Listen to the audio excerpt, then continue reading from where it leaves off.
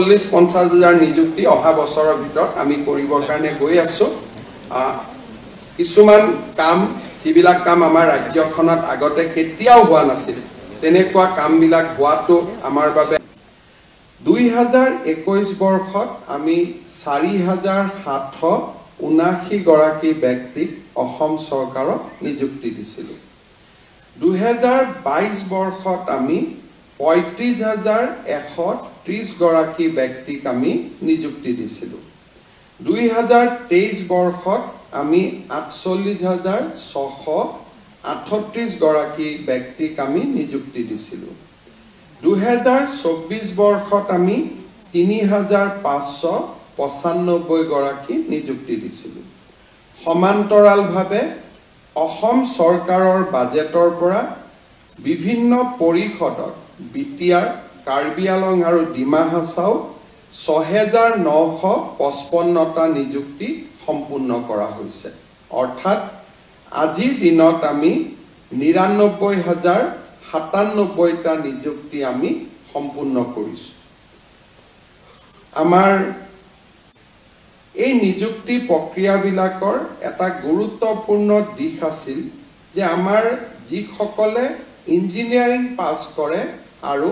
junior engineer পৰীক্ষা পাছ কৰে অসমত শিক্ষকৰ নিযুক্তি দ্ৰুত গতিত হৈ আছিল যদিও বহু দিনলৈ অভিযন্তাৰ নিযুক্তি হোৱা নাছিল আৰু তাৰ লগতে আমাৰ কনিষ্ঠ অভিযন্তাৰ নিযুক্তিও এক প্ৰকাৰ বন্ধ হৈ আছিল যোৱা বছৰ কেইটাত আমি এক প্ৰকাৰ ক'বলৈ গ'লে PWD Rural Development Department Water Resource আৰু আমাৰ ইৰিগেশ্যন আদি বিভাগত আমি যথেষ্ট অভিযন্তা নিয়োগ কৰিছো জুনিয়ৰ অভিযন্তাও আমি নিয়োগ কৰিছো কেতিয়াবা এনেকুৱাও হৈছে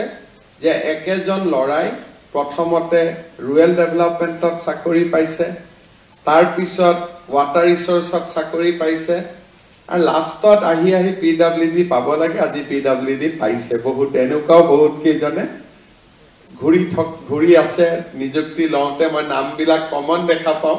তেতিয়া মই সুধো যে স্যাৰ সব PWDতে আহিব খোজে মোৰো ভাল লাগে যে মই PWD মন্ত্ৰী গতিকে আমাৰ তাতে আহিব খোজে কিন্তু এটাই মই কথা কম যে আমাৰ অসমত ইমান ইঞ্জিনিয়াৰ নিযুক্তি আগত কেতিয়াও হোৱা নাছিল আৰু এতিয়া ইঞ্জিনিয়াৰিং কলেজ বিলাকতো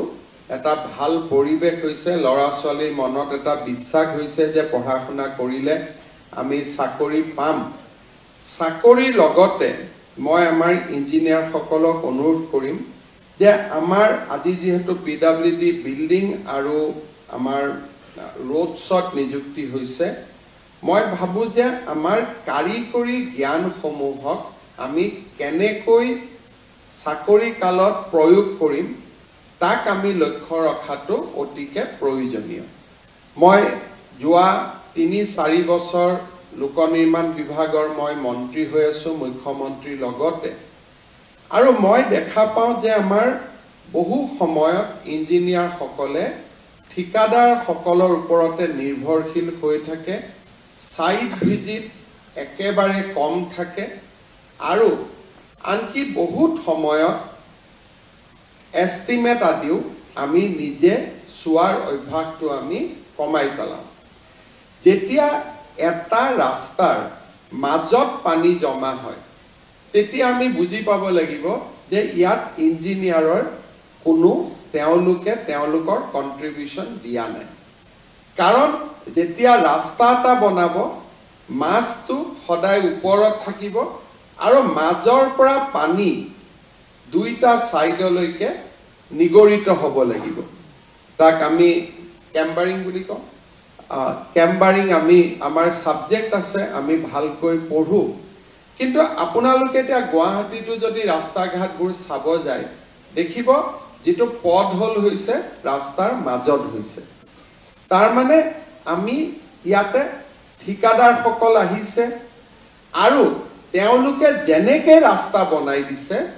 তেনেকে আমি চাইছো আমি নিজৰ অভিযান্ত্ৰিক যেটো মূল্য সেইটো তাত আমি নিয়োগ কৰা নাই ঘৰৰ নিৰ্মাণতো আমি দেখা পাওঁ যে বিল্ডিংটো ৰং আদি হৈ থাকে কিন্তু নিৰ্মাণৰ সময়তে বহুত বিলাক ক্ৰেক আমি দেখা পাওঁ তাৰ মূল কাৰণটো হ'ল যে আমি নিৰন্তৰ তাত ভিজিট নকৰা কাৰণে কিমান বালি দিছে কিমান সিমেন্ট দিছে কিমান পানী মাৰিছে আমি কোনেও নাচাওঁ শেষত ৰংটো দি দিয়াৰ পিছতে ভিতৰত গুটেইখিনি কথা সোমাই যায় উদ্বোধনৰ দিনাখন কোনেও একো গম নাপায় দুদিন পিছত বিল্ডিং বিলাকত ক্ৰেক ওলাব ধৰে ইয়াৰ ফলত আমাৰ ক্ষতিটো হয় কি যে এটা ৰাস্তা নিৰ্মাণ কৰোতে আজিকালি 1 কিলোমিটাৰ ৰাস্তা বনাওতে প্ৰায় 1.5 কোটি টকা লাগে আৰু যিমানে ৰাস্তাৰ বনোৱাৰ মূল্য বাঢ়ি গৈছে সিমানে নতুন ৰাস্তা বনোৱাৰ ক্ষমতাটো আমাৰ সীমিত হৈ আহি আছে কাৰণ এটা ৰাস্তা যদি বনাব 1.5 কোটি টকা লাগে তেতিয়ালে 100 কোটি টকা খৰচ কৰিও আমি 100 কিলোমিটাৰ ৰাস্তা বনাব নোৱাৰো ফলত বহুতো গাঁৱৰ মানুহে চহৰৰ মানুহে পকি ৰাস্তাটাৰ পৰা বঞ্চিত হৈ থাকিব লাগে আৰু ভূতৰ ওপৰত দানৱ পৰা দি যদি এবছৰতে সেই ৰাস্তাটো আমি ৰিপেয়াৰিঙত যাব লাগে তেতিয়াহলে আৰু টকা আমি সেই ৰাস্তাটোতে দিব লাগে আজি আপোনালোকে চালে দেখা পাব যে অসমত কোনো এটা ৰাস্তাই 3 বছৰতকৈ বেছি নীতিকে তাত আমি আকৌ ৰিপেয়াৰিং কৰিবলগীয়া হয় তাৰ মূল কাৰণটো মানুহে কয় যে বৰষুণ হয় ফ্লাড হয় কিন্তু মূল কাৰণটো হ'ল যে আমাৰ ইঞ্জিনিয়াৰ সকলে ৰাস্তাটো নিৰ্মাণৰ সময়ত নিৰ্মাণ কাৰ্যৰ লগত একেবাৰে জড়িত হৈ নাথাকে আৰু আজিকালি সকলোতকৈ ডাঙৰ কথা হৈছে যে ঠিকাদাৰজনে মিস্ত্ৰী কোৰ পৰা লৈ আহে যাৰ কোনো ধৰণৰ ট্ৰেইনিং নাই নান্দনিক দৃষ্টিভংগী নাই এস্থেটিক সেন্স নাই এনেকুৱা মিস্ত্ৰী কিছুমান আমি জোৰটোৰ পৰা লৈ আহো আৰু তেওঁলোকে ৰাস্তা বনাই আনকি ঠিকাদাৰ সকলেও ৰাস্তা চাব নাহে তাৰ ফলত অসমৰ ৰাজহৰ বহু ডাঙৰ ক্ষতি হৈ আছে আৰু মই অত্যন্ত চিন্তনীয় হৈ আছো যে লাহে লাহে আমাৰ যদি কষ্ট পাৰ কিলোমিটাৰ বাঢ়ি বাঢ়ি গৈ থাকে এসময়ত আমি ৰাস্তা ঘাট বনাবই নোৱাৰা হৈ যাম কাৰণ এটা ৰাস্তা বনোৱাৰ পিছত তাত ৰিপেয়াৰিং 5 বছৰৰ ভিতৰত 1 কিলোমিটাৰ ৰাস্তাত প্ৰায় 2 কোটি টকা আমি 2.5 কোটি টকা আমি খৰচ কৰিব লাগে আমাৰ নতুন নতুন লৰাবিলাক ছোৱালী সকল এতিয়া ইঞ্জিনিয়াৰিং কলেজৰ পৰা ওলাই আহিছে এক প্ৰকাৰ ক'ব গলে আমাৰ দুইটা ডিপাৰ্টমেন্টত এতিয়া আন্ডাৰ 40 এজৰ ইঞ্জিনিয়াৰৰ সংখ্যা যথেষ্ট বেছি হৈ গৈছে এটা সময় আছিল যে যত নতুন নিযুক্তি নোহোৱা কাৰণে পুৰণা ইঞ্জিনিয়াৰ সকলে দুটা সেকশন চাব লাগে চাৰিটা সেকশন চাব লাগে দুটা সাব ডিভিজন চাব লাগে কিন্তু এতিয়া আমাৰ পৰ্যাপ্ত নিয়োগ হৈছে আৰু নিয়োগ হৈ থাকিব আৰু সেই কাৰণে এতিয়া আমাৰ মোবিলিটি আমি বঢ়াব পাৰো মোবিলিটি আমি কৰিব পাৰো আৰু আমি যদি অকনমান নিজে চকু দিও আমি ৰাস্তা ঘাট ধুনিয়াকৈ নিৰ্মাণ কৰিব পাৰো আৰু বিল্ডিংৰো আমাৰ কনষ্ট্ৰাকচন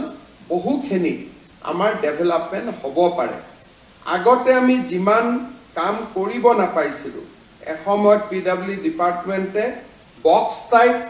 আৰসিসি ঘৰ বনাইছিলে এটাই প্যাটাৰ্ন আছিল কিন্তু এতিয়া আৰ্কিটেক্ট আদি নতুনকৈ অহা কাৰণে